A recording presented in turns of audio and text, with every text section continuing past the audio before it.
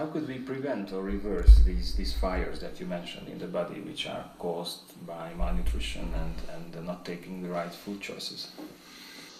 Well, like most other things in dynamic systems, it's a question of balance. There are pro-inflammatory forces and there are anti-inflammatory forces. I think the problem is that in the 20th and 21st century, we are overwhelmed with pro-inflammatory forces. So we need to reduce those.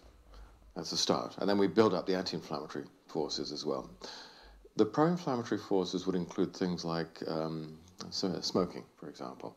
You're inhaling compounds which are very pro-inflammatory, so stop smoking. A sedentary lifestyle appears to be pro-inflammatory, and many of us do not take enough exercise. So moderate levels of physical activity are important. Another very important source of pro-inflammatory factors is our diet.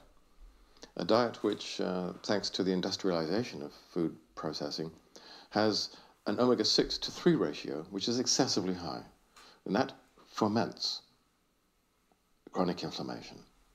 And that's made worse by the fact that a lot of us eat processed foods and fast foods. And to make fast foods and to make processed foods cheaply very often, generally, requires high temperature cooking.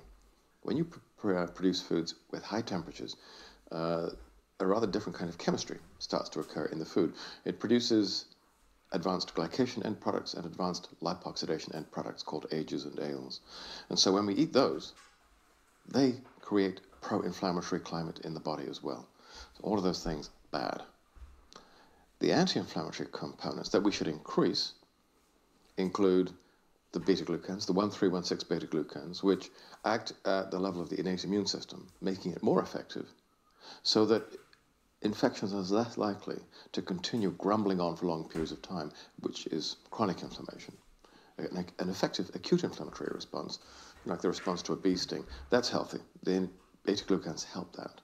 And it prevents or it reduces the likelihood of, as I said, a long drawn-out infection. That's not good. But the other two categories of nutrient that have been taken out from the diet and we need to put back in are the omega-3 fatty acids, which means more oily fish, or properly formulated fish oils. And by that, I'm afraid I do not mean most of the products currently on the market. And polyphenols. These are the most important other anti-inflammatory components. Now, omega-3s determine a kind of anti-inflammatory climate in the body. The polyphenols give you anti-inflammatory weather. They're acting in the short term. Put the two together and you damp the fires. So you take away the negative things, increase the positive things, and you move the needle from pro-inflammatory to anti-inflammatory. It's a lifestyle shift, fundamentally. Once you do that, your risk of acquiring one of the degenerative diseases is reduced. By how much? Well, the Victorian data says by over 90%, which means we can close down hospitals and put a lot of doctors out of business.